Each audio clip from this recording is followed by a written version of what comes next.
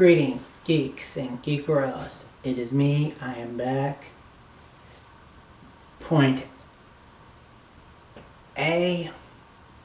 Sorry this is late. Family stuff. Not as late as last time, but still same reason. Family stuff. That's what happens when you live with your parents. You don't want me to live with my parents. Support me on Patreon. No. Wish I was big enough to have a Patreon, but I don't. Point 2. Sorry, no video yesterday. I couldn't think of something to do a flashback, throwback Thursday on, and also I wasn't feeling up to it, so I decided to skip a week because not that many people are watching anyway. But third point. Yes, I realize that this is here.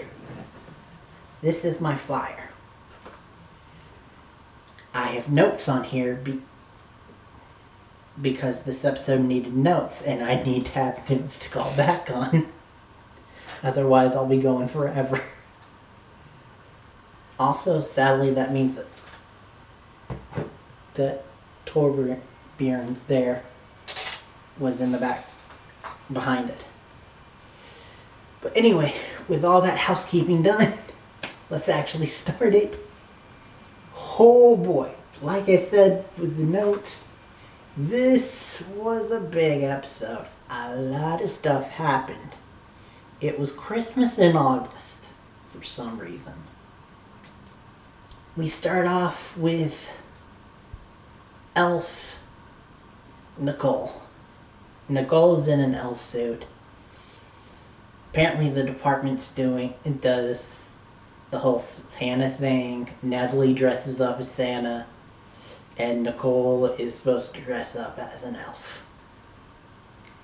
Which, she looked cute in it. It shows the whole Earp family, and they're all dressed in holiday outfits. Melanie's so cute in her onesie. They all were.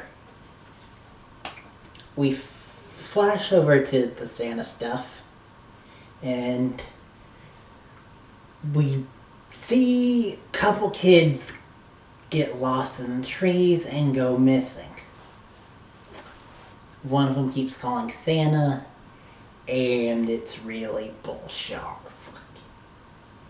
And Nedley goes to respond, but he's hesitant and slow to react, which is weird. That'll come into play later, because now we gotta go back to the Earp family, where Mama's being a little awkward and a little weird. She doesn't want to talk about anything. She just wants them to have a nice family dinner and wants to have a Christmas without any drama. Good luck with that. She refuses to talk about Wave's dad or anything. All she says is that Bobo was there. Which that was not a good move, Mama, because we know our Waverly. And then we find out where the kids are. The kids and a couple adults, including Robin, Jeremy's Robin, are all trapped in this factory. Bullshar is doing something to them. We later find out kind of what it is, but we don't really know. He's putting a shellfish in their mouth. The shellfish thing in their mouth, like the dude in episode 1. And then pouring this green goop in them, and I don't know what that's supposed to do, but I have a feeling that we're gonna find out later. Then, as we're starting to search for the main kid, we run into Charlie from Fire Services. which not much is known about Charlie, but he instantly has a spark with Wynonna, and makes you kind of weird because the whole thing of wasn't there a fire department dude who had sexual tension with Wynonna previously. But oh well, I guess we're not going to think about that. Instead, we're going to move on to, like I said earlier, you tell little Waverly that Bobo knows stuff about her. She's going to go see him. Granted, give her cred, she saw him at gunpoint, but she still saw him. And he gives her a little bit of information. Not much. He tells her that when she was born, Michelle, Mama Earp, was bleeding out and wanted him to protect little Waverly and give her to Ward. He hears the name Waverly, sees the cute little innocent baby, and something sparks in him, and he's like, yes, I have to protect her. Which ties into the flashback episode from last season, when he was like, what is the name of my angel? Waverly. So, nice continuity there. Which, speaking of, we have another scene about continuity later, but I'll get into that in a sec, because in the flashback we find out that he goes to the bar and Ward is there getting drunk. Ward says that thing is not mine, clearly knowing about the affair, which, by the way, I forgot to mention that the only other thing that Mama Earp said was that they were in love and that he was a nice man, unlike Ward. Which, by the way, Ward then, drunk, pulls Peacemaker on a little baby. Bobo uses his magnetic powers and endures the pain of Peacemaker while holding little baby Waverly and threatens him to not touch her. Which, good on you, Bobo. Shame you did the thing last season that I'm not going to forget about. But anyway, moving on to another complicated supernatural creature in the show, Contessa. They go to see Contessa because the people that are going missing are related to the founding people. And the vamps were trying to round up the founding people, so she basically says that Boljar wanted them, they didn't know for what purpose. But what she does reveal is that before she even met Doc, she was a vampire. Which is interesting. And also, they managed to say a couple lines to solve a loophole in the show. Because if you look, Contessa is Kate, forget her last name, the famous partner of Doc Holliday. And we saw her, and we saw a picture of her in the paper in season 1 when Waverly was doing her research and trying to figure out if he was Doc Holliday. And they solved that by saying that she got a friend to step in for her for the picture because vampires can't take their picture. But I could go on about the cuteness of Doc being ignorant and all that, but I'm not really in a loving Doc kind of mood. But we'll get into that later. Also, there's so much to go over. Because we then show, like, Wynonna seemingly, Wynonna and Doc, seemingly getting closer. It seems like it, but then Wynonna immediately pushes him away, which we kind of find out that that's the reasoning behind that is because she thinks that she's not good enough for him, which bullshit. Especially after this last shit move that he pulled. She doesn't deserve it. He doesn't deserve her. I'm getting there. But before we do, Nedley has a little bit of a breakdown in his office, like a little bit of PTSD, and he's like, how could I was so slow to react, and then after it happened I couldn't do anything. He starts talking about how he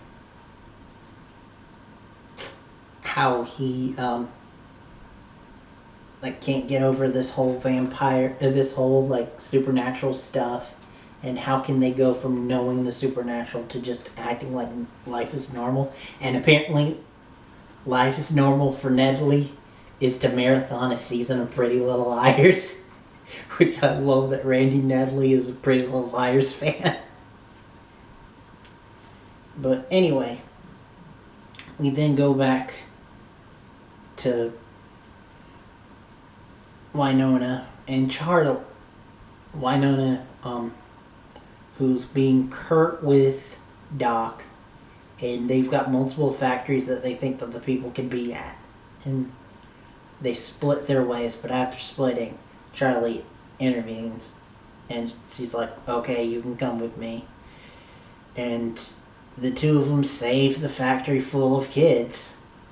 Doesn't call in for help or backup like they said they were going to.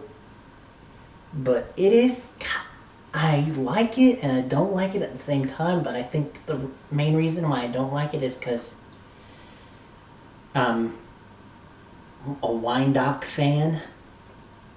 But anyway, so what ends up happening is Wynonna just keeps saying her one-liners. And Charlie's like, what? Who are you talking to? I don't know. But so they save all the kids and the adults. But not before something happens to Robin that we saw previously, which that totally won't come back. And totally won't be the new love interest with the ticking time bomb inside of him. Replacing dolls, which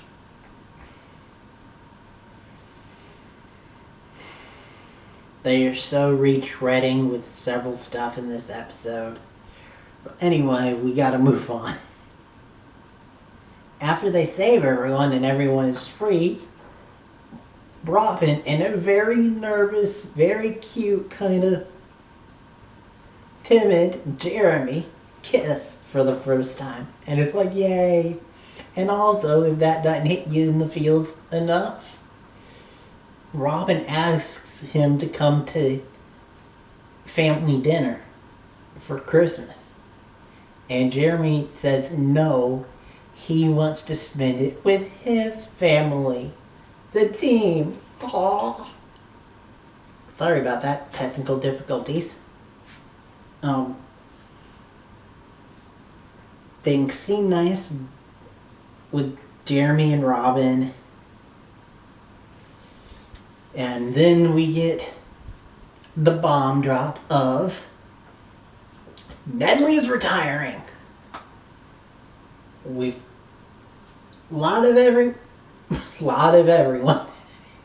Everyone predicted Sheriff Nicole Hott. Woo! And then they celebrate this by having a nice family dinner with a few awkward moments and Doc leaving, but everything seems fine. We even have another role reversal where we see sexy Santa Waverly doing this dance that is like, oh my god. It was a combination of hot and cute at the same time. Anywho, after all that niceness, then things fuck up majorly. A lot. Wynonna goes off and we think to run to Doc, but no. But then she runs to Charlie and they sleep together in his truck. Which, them being together is not going to complicate things at all. Then, speaking about not complicating things at all, Mama goes and visits Bobo and then lets him loose if he'll tell her where Julian is. And it's like, what the fuck? Girl, the guy left you when you were pregnant. Come on. And this dude is a horrible human being who tried to sell your own daughter as like a sex slave, forced wife to a demon lord. That's not the biggest what the fuck frustrating moment of the whole episode. No. That gets saved for what the fuck Doc does. Doc goes and apparently Contessa's been attacked, because I don't think she's been attacked. I'm sorry, but part of me just thinks that she planned this whole shit and that she wasn't attacked. But so she's hurt, and the only way for her to be healed is to drink blood. And when it comes to vampires, you either drink all of the blood killing the person, or you drink some of it and then they become a vampire. So what the fuck ends up happening? Doc becomes a fucking vampire. We're doing this immortal shit all over again. We're doing this the will they won't they complicated by him being a supernatural being shit again. What the fuck? It's clear that they had no plans for Dolls leaving. That when the actor gave it to them, it threw them for a loop. Because, oh my god, so many things wrong with this. God, it gets me so freaking frustrated. They wanted to keep Contessa, but also keep the wine dock drama. And it's just like, what the f... What the f... What the f... What the f... What the f... What the f...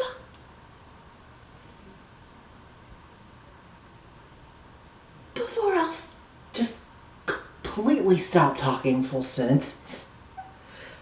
I will end it. Woosa, woosa. I trust that they know what they're doing. I hope they know what they're doing, and I hope they end this well. But we'll just have to wait and see. That's it for now. Next time you'll see me will be for another Topic Tuesday. But anyway, thanks for watching. I was gonna say something else, but I think this episode's got me too frazzled. Till next time, and beyond.